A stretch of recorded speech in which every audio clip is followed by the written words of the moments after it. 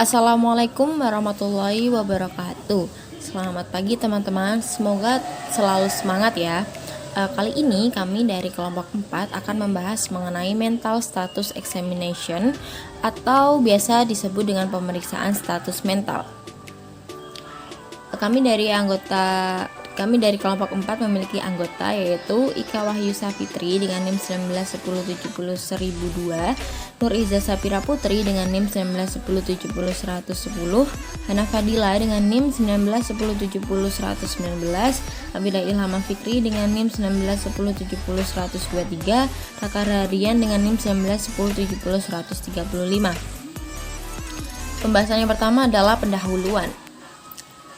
Pengertian dari pemeriksaan status mental atau MSE, Mental Status Examination, adalah evaluasi hasil screening wawancara dari semua area penting dari fungsi emosional dan kognitif pasien saat ini, seringkali ditambah dengan beberapa tes kognitif sederhana.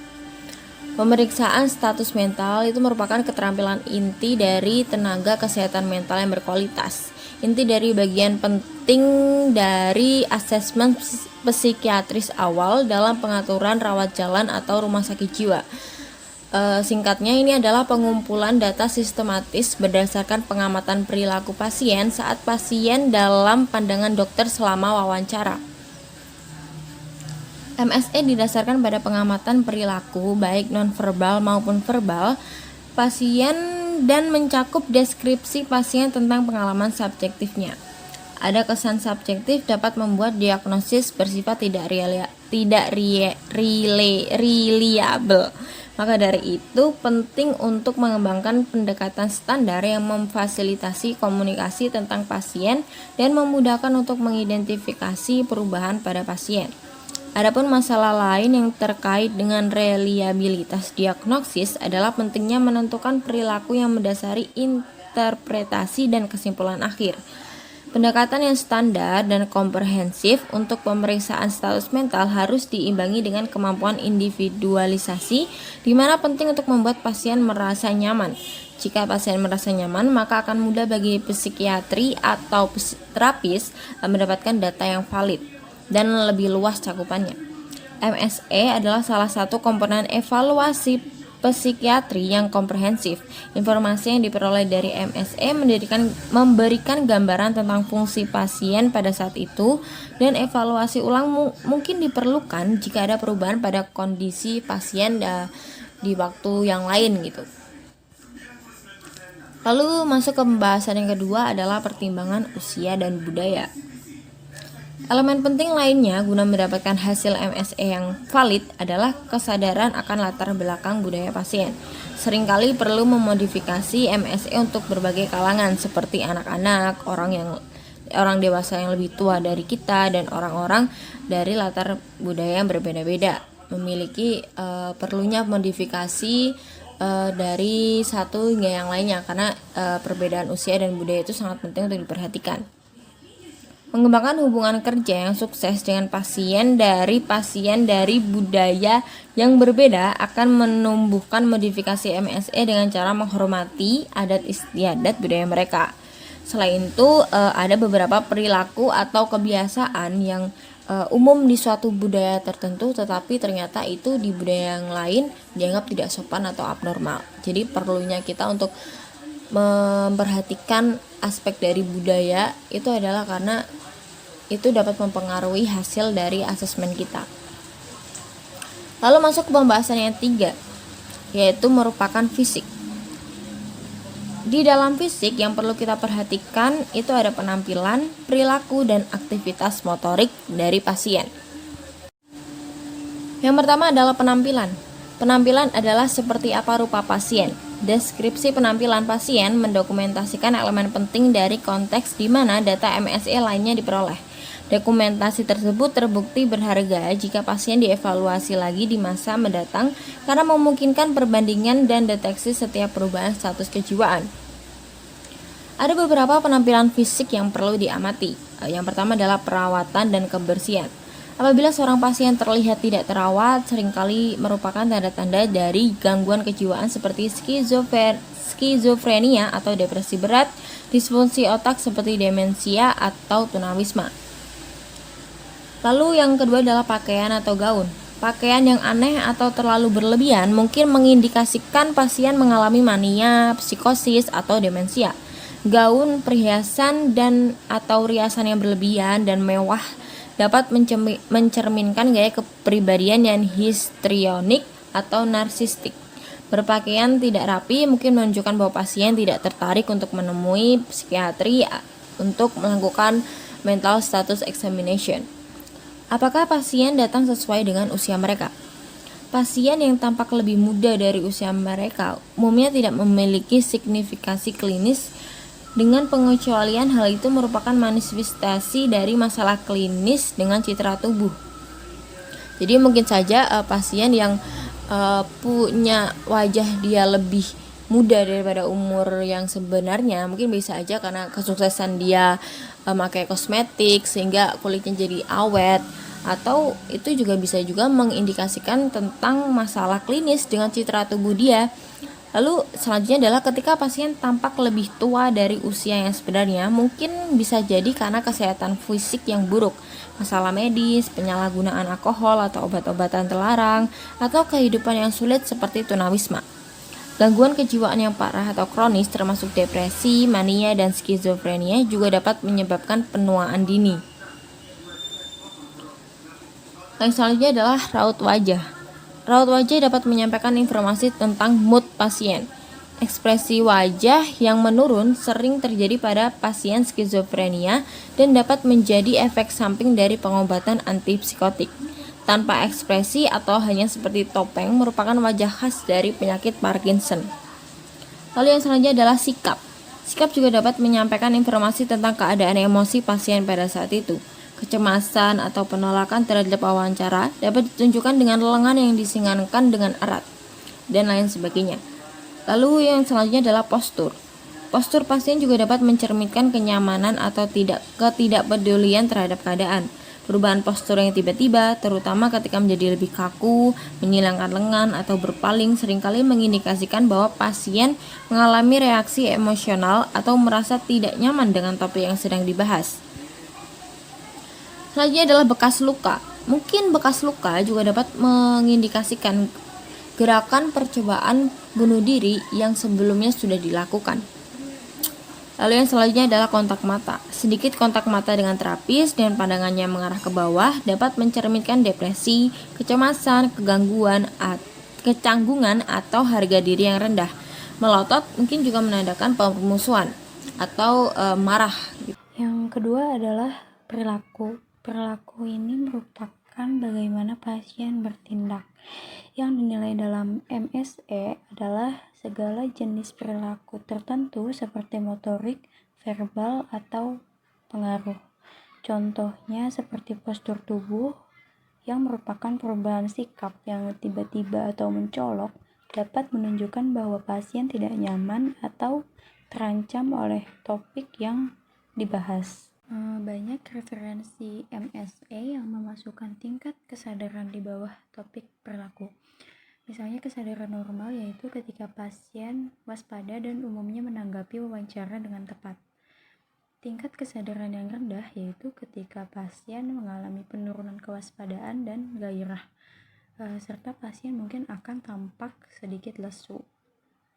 Pada tingkat kesadaran yang lebih rendah atau ekstrim, orang tersebut dapat kita gambarkan sebagai orang bodoh atau pingsan. Tingkat gairah yang rendah ini disebabkan oleh masalah fisiologis atau medis akut lainnya yang disebut sebagai keadaan bingung atau igauan. Pasien-pasien ini sering lalai dan percakapan mereka tidak konsisten atau membingungkan. Akan mudah terkejut, misalnya pada hiperarousal yang merupakan ciri khas dari kecemasan, mania, dan paranoia, serta beberapa kondisi medis seperti hipertiroidisme. Hal ini bisa disebabkan dari penyalahgunaan zat akut. Banyak orang dengan kecerdasan yang jauh di bawah rata-rata memiliki tingkah laku stereotip, yaitu tingkah laku yang biasanya tidak secara khusus mendiagnosis. Bentuknya bisa bermacam-macam, seperti perilaku obsesif kompulsif, termasuk mengucapkan frasa berulang kali sebelum menjawab atau melakukan tindakan berulang seperti mencuci tangan atau menyalakan dan mematikan lampu. Yang ketiga adalah aktivitas motorik. Aktivitas motorik ini merupakan jenis dan kualitas gerakan yang dilakukan oleh pasien. Pengamatan yang cerdik dari aktivitas motorik dapat memainkan peran penting dalam diagnosis banding gangguan psikologis dan neurologis. Aktivitas motorik yang menurun karena sebab neurologis disebut sebagai akinesia, tidak adanya gerakan, hipokinesia, gerakan menurun, atau bradikinesia, gerakan melambat. Istilah dan keterbelakangan psikomotorik ini sering digunakan secara sinonim. Gangguan subkortikal seperti penyakit Parkinson, penyakit Huntington, kelumpuhan supranuklear progresif, dan kerusakan otak terkait AIDS mengakibatkan penurunan aktivitas motorik. Pada Parkinson, pasien sering mengalami tremor serta postur tubuh yang kaku, masalah saat memulai gerakan seperti bangun dari kursi dan mengambil langkah pertama saat berjalan, dan gaya berjalan pendek. Pada pasien katatonik, mereka akan tetap tidak bergerak untuk waktu yang lama meskipun ada permintaan atau keadaan yang akan menimbulkan respon pada pasien dengan gangguan kejiwaan lainnya. Pada pasien katalepsia atau postur adalah imobilitas yang melibatkan asumsi postur tubuh tidak biasa untuk waktu yang sangat lama. Terkadang pasien ini akan kaku dalam postur tubuh ini. Pada paresis dan plegia yang merupakan penurunan gerakan motorik karena kehilangan kekuatan akibat kerusakan neurologis, ini penyebabnya dapat berupa CVA, cedera otak traumatis, dan cedera tulang belakang. Tanda-tanda motorik aktif dari keadaan emosional adalah meremas tangan, menggigit kuku, atau mondar-mandir. Hal ini terkait dengan depresi yang gelisah, mania, dan delirium. Ada banyak kondisi neurologis yang menyebabkan gerakan tak terkendali yang abnormal. Misalnya, yang pertama ada akatisia, yaitu peningkatan aktivitas motorik seperti gelisah, goyang, dan mondar-mandir yang biasanya merupakan hasil dari pengobatan antipsikotik. Yang kedua ada tardive dyskinesia yang mempengaruhi pasien psikiatri dari hasil penggunaan obat neuroleptik antidopaminergik jangka panjang. Penyakit ini paling sering menyerang otot-otot wajah, terutama bibir dan mulut, serta muncul sebagai gerakan menggeliat atau seperti tic. Yang ketiga ada penyakit Huntington. Pasien pada penyakit ini mengalami choreiform gerakan, yaitu berbagai gerakan tidak disengaja yang memiliki kualitas cepat, sangat kompleks, dan tersentak-sentak. Yang selanjutnya adalah emosional. Emosional di sini memiliki 5 sub pembahasan. Yang pertama ada sikap, suasana hati dan pengaruh, pidato dan bahasa, pikiran dan persepsi. Yang terakhir adalah wawasan dan penilaian. Pada sikap, yang pertama adalah sikap.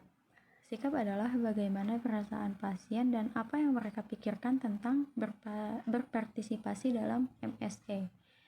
Sikap ini dapat disimpulkan dari perilaku pasien termasuk ekspresi wajah, postur tubuh, dan kontak mata, nada suara, seberapa lengkap atau mengelaknya pasien menjawab pertanyaan, dan perhatian serta daya tanggap mereka terhadap pertanyaan. Sikap pasien mungkin menjelaskan psikopatologi, yaitu terampil secara sosial dan menawan, tetapi menghindari memberikan jawaban yang lengkap untuk tidak mengungkapkan kegiatan yang terlarang.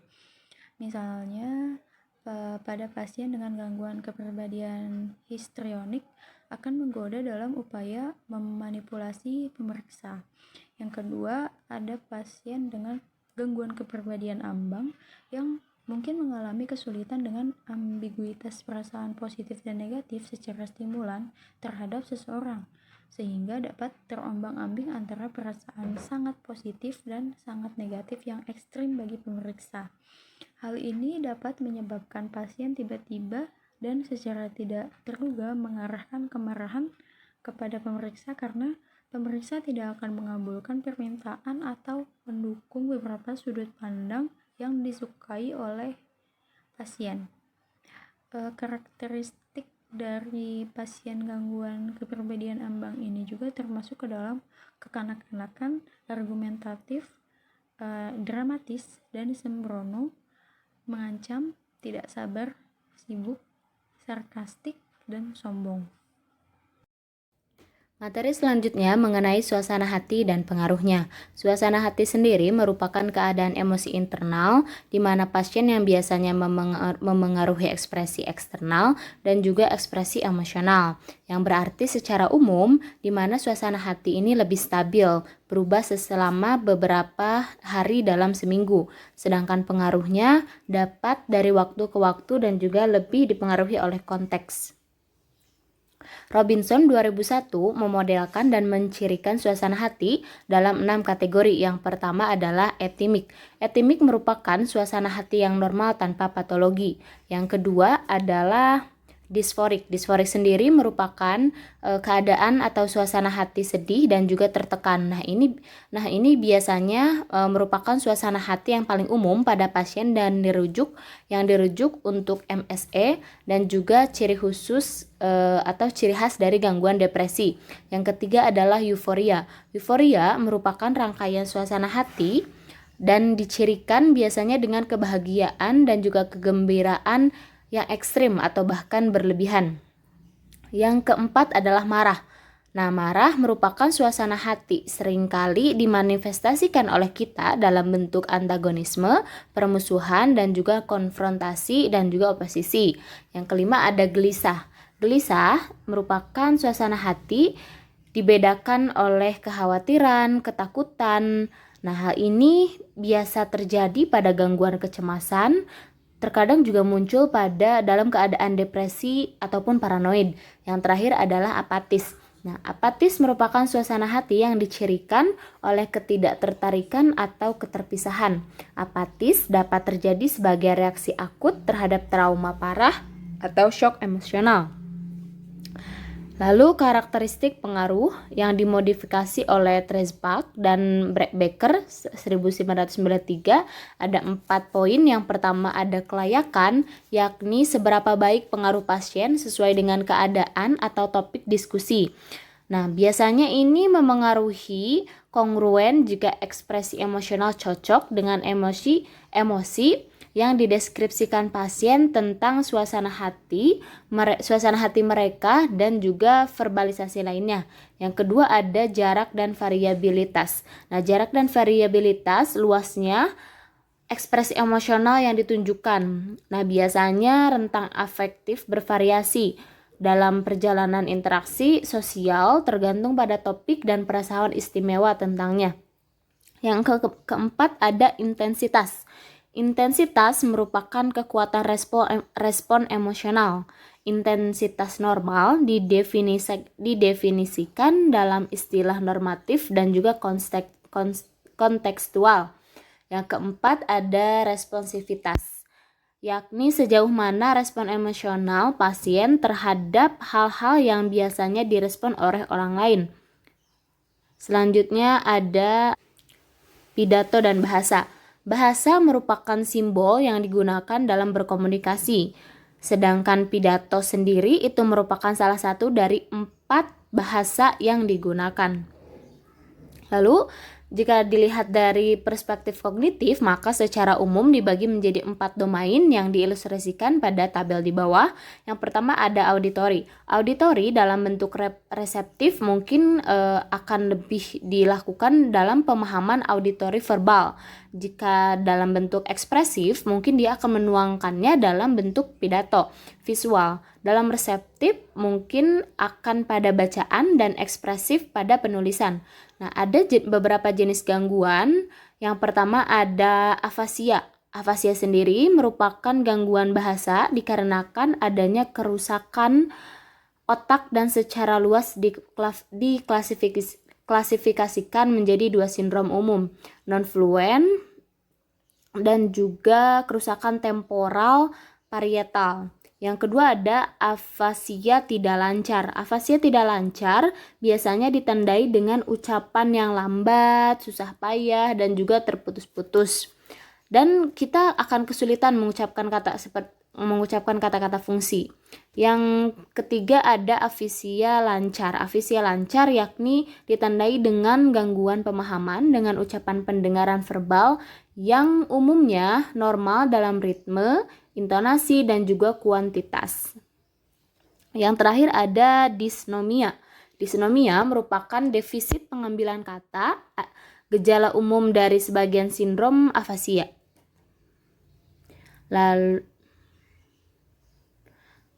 Lalu ada perbedaan sulit yang dibuat oleh afasia lancar dan juga ucapan skizofrenia yang aneh, yakni pidato yang terganggu pada penderita skizofrenia mungkin berisi ucapan yang membingungkan dan terfragmentasi dengan kata-kata yang dibuat-buat, mirip dengan apa yang terjadi pada afasia fasih jika kita melihatnya dari perspektif klinis. Sekian materi yang saya jelaskan. Terima kasih, dilanjutkan oleh teman saya.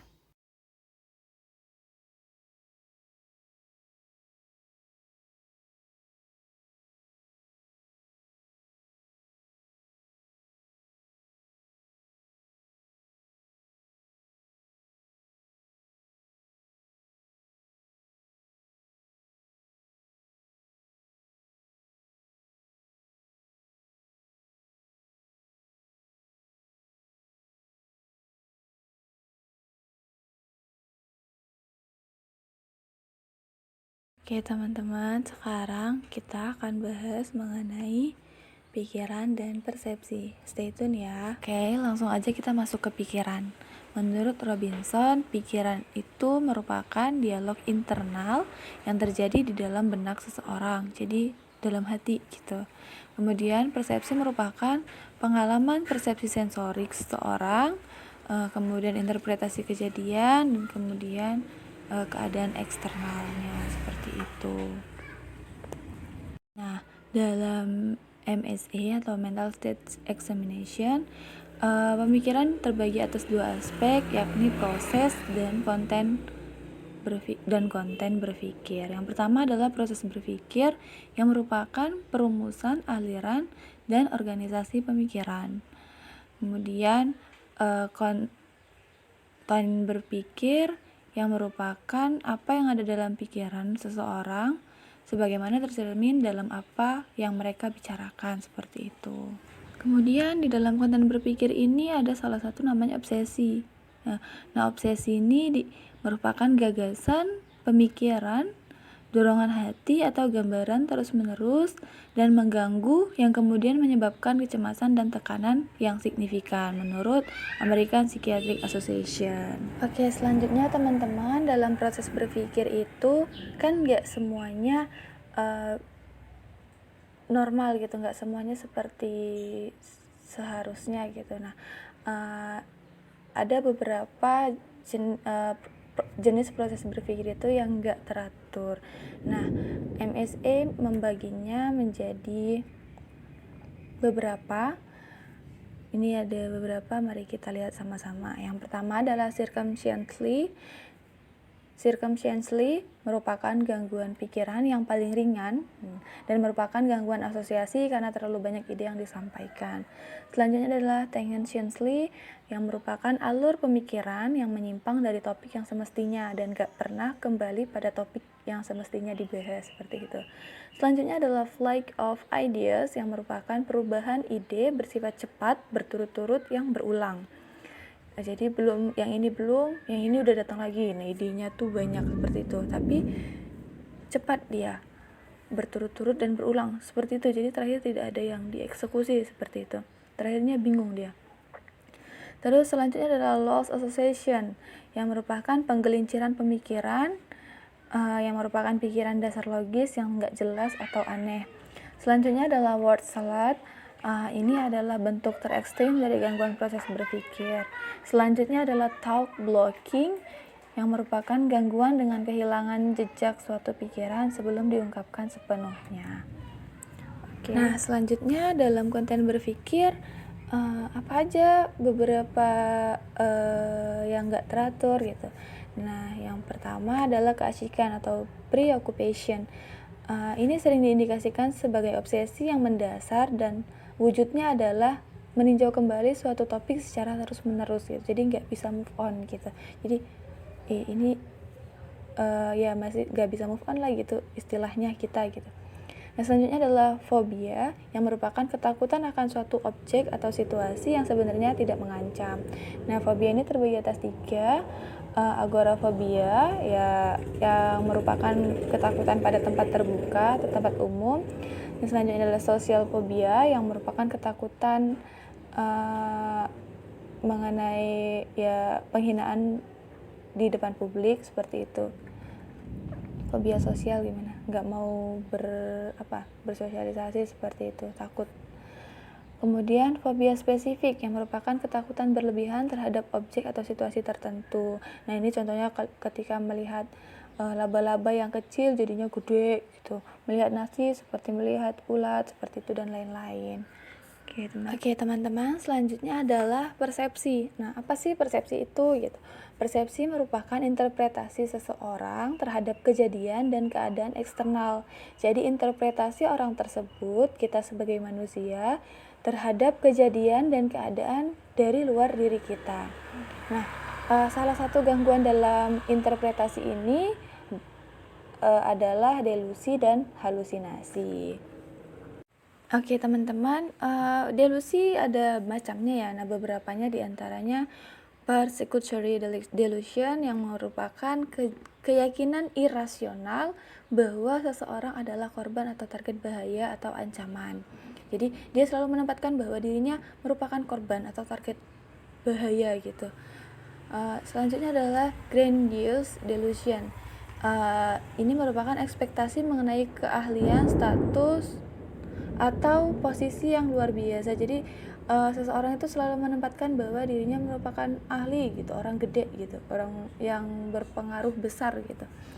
Selanjutnya adalah somatic delusion yang merupakan gejala fisik dan masalah kesehatan gitu. Berikutnya ideas of reference yang merupakan delusi bahwa beberapa hal yang tidak terkait memiliki referensi khusus dan khusus untuk pasien. Jadi ideas reference ini ya udah disematkan pada ya ini memang ketika menjadi pasien ya hanya pada pasien gitu. Ideas of reference ini hanya ditujukan untuk pasien gitu, ketika orang itu sudah menjadi pasien seperti itu. Berikutnya adalah halusinasi. Nah, halusinasi ini gangguan pengalaman indrawi di mana pasien memiliki persepsi yang dihasilkan secara internal dan bukan hasil masukan sensorik dari lingkungan. Yaitu mendengar, melihat, merasakan, mencium sesuatu yang sebenarnya tidak ada. Jadi yang nggak ada diada-adakan gitu. Makanya persepsi yang dihasilkan secara internal gitu, bukan sensorik dari lingkungan. Nah, beberapa macam halusinasi adalah auditory hallucination, yaitu mendengar suara yang mungkin memanggil nama atau mengatakan hal-hal yang menghina, mengkritisi gitu.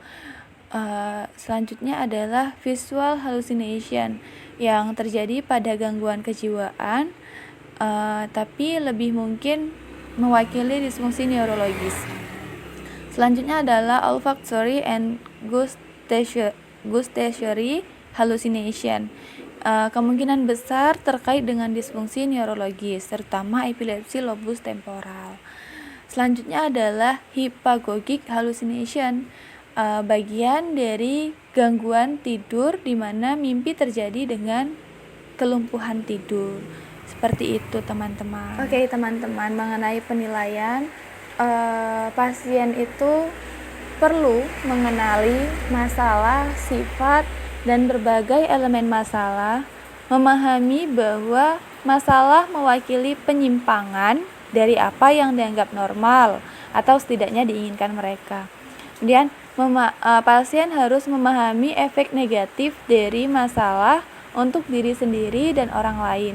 Kemudian perlu menerima kebutuhan untuk perawatan. Jadi pasien dengan beberapa hal gangguan, ya intinya yang sudah kita sebut pasien, ya perlu dipahamkan, perlu diberi pemahaman bahwa ya masalah dan berbagai sifat itu apa dampaknya terhadap diri mereka dan apa dampaknya terhadap orang lain.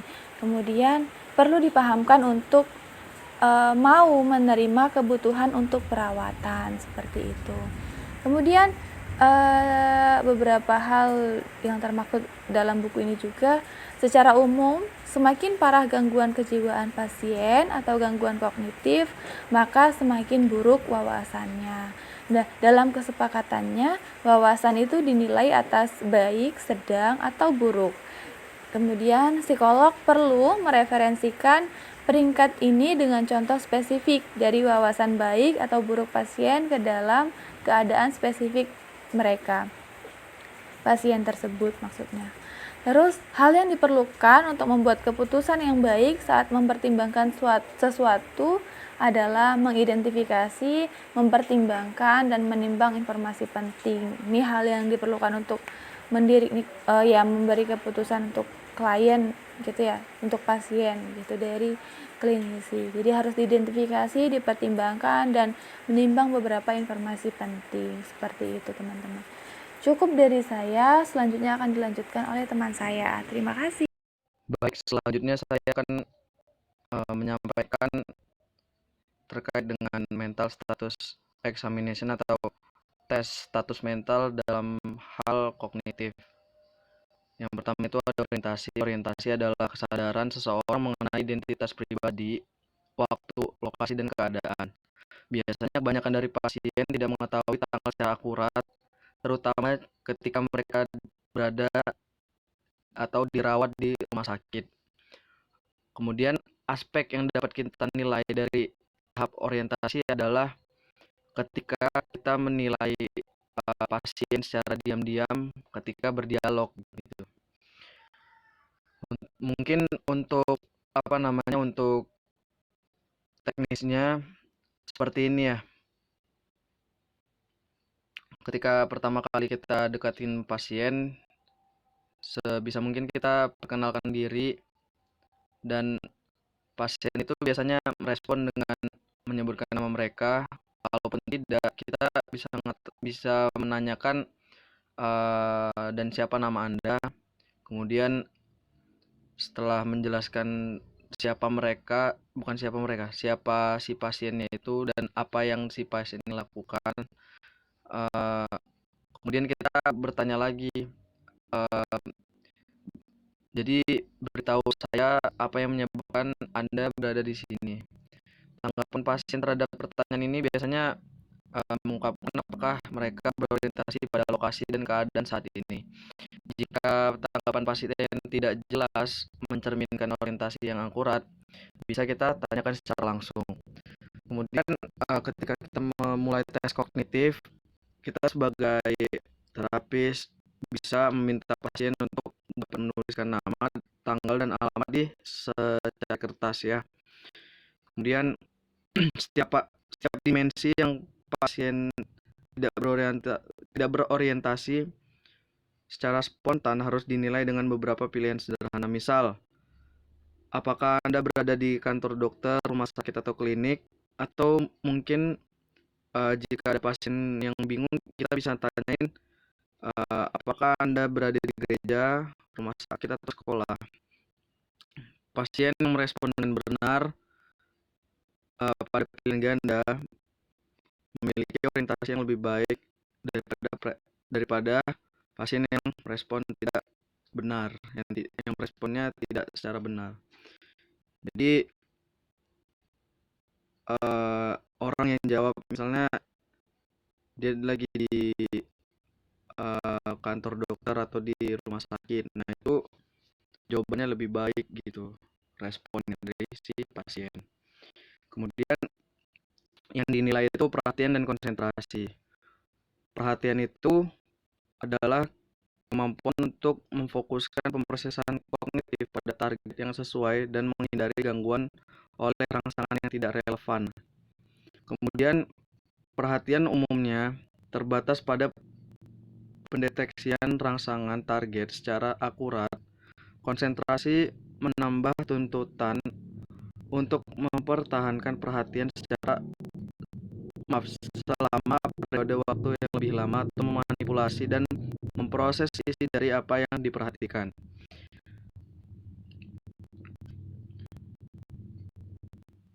Kemudian perhatian dan konsentrasi bisa dinilai secara subjektif di seluruh mental status examination dengan mengamati perilaku pasien dan respons verbalnya. Kemudian tanda-tanda yang lebih halus dari masalah perhatian kita dapat lihat dalam kualitas dan irama respons verbal. Kemudian tes perhatian yang paling umum dilakukan adalah rentang digit ke depan dan ke belakang. Rentang digit ke depan adalah ukuran konsentrasi dan digit belakang.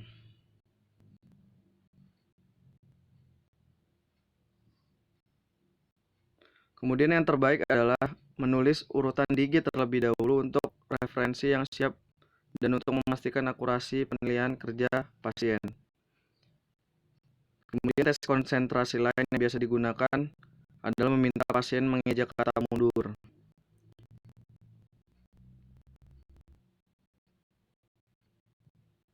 Ya, yang ketiga itu memori. Menurut Cummings dan Mega, memori adalah kemampuan kognitif kompleks yang melibatkan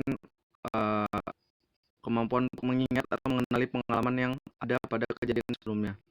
Kemudian Straub and Black menjelaskan pembentukan ingatan baru melibatkan pengenalan dan pendaftaran masukan sensorik awal, retensi dan penyimpanan informasi, serta penarikan kembali informasi yang telah disimpan. Gangguan memori atau distorsi memori terjadi sebagai bagian dari presentasi berbagai bentuk psikopatologi. Tapi seringkali kualitas kinerja memori MSE atau mental status examination berbeda dari pasien dengan kerusakan otak. Untuk keperluan MSE, memori dapat dibagi menjadi 4 maksudnya. Dapat dibagi menjadi jarak jauh, terkini, langsung, dan tertunda. Dua yang pertama adalah untuk mengingat peristiwa yang berasal dari beberapa tahun dan beberapa hari sebelumnya ataupun beberapa bulan yang lalu. Dua yang terakhir adalah jenis memori yang dievaluasi dengan tes kognitif MSE. Evaluasi memori jarak jauh dan terkini diperoleh saat mengambil riwayat kejadian terkini dan riwayat psikososial. Aspek kunci dari informasi yang diperoleh dari pasien dapat kita verifikasi misalnya kepada keluarga dengan tujuan menentukan keandalan ingatan pada area ini. Kemudian ada kecerdasan dan abstraksi. Evaluasi intelijen dan abstraksi pada dasarnya adalah upaya untuk memperkirakan di mana kemampuan pasien berada pada kontinum kemampuan kognitif bawaan secara keseluruhan. Jika pengukuran kecerdasan atau kemampuan berpikir abstrak yang akurat diperlukan, maka pasien harus dirujuk untuk dapat dievaluasi secara neuropsikologis. Singkatnya, kemampuan ini hanya dapat diperkirakan secara kasar berdasarkan mental status examination. Umumnya orang yang berpendidikan, umumnya orang yang berpendidikan rendah atau kurang dari sekolah menengah atas akan memiliki kecerdasan rata-rata atau di bawah rata-rata. Rata-rata sekolah menengah atas, rata-rata perguruan tinggi dan pendidikan pasca sarjana.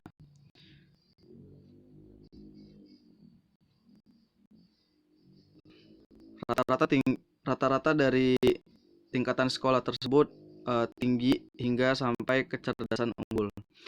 Dalam MSE, penggunaan kosakata oleh pasien, kemampuan memberikan jawaban yang ringkas dan menyeluruh, serta kemampuan untuk secara mandiri memahami implikasi pernyataan berupa indikasi tingkat intelektual. Kemudian, abstraksi adalah kemampuan untuk mengenali dan memahami hubungan yang tidak langsung atau terlihat secara konkret. Kebanyakan referensi MSE menjelaskan dua pendekatan untuk menilai abstraksi. Kesamaan dan interpretasi adalah pendekatan yang dilakukan untuk menilai abstraksi. Kesamaan itu melibatkan pertanyaan kepada pasien dengan cara dua objek, apakah dua objek atau konsep itu sama. Kemudian interpretasi peribahasa itu caranya kita meminta pasien untuk menjelaskan makna yang lebih umum dari pernyataan yang konkret.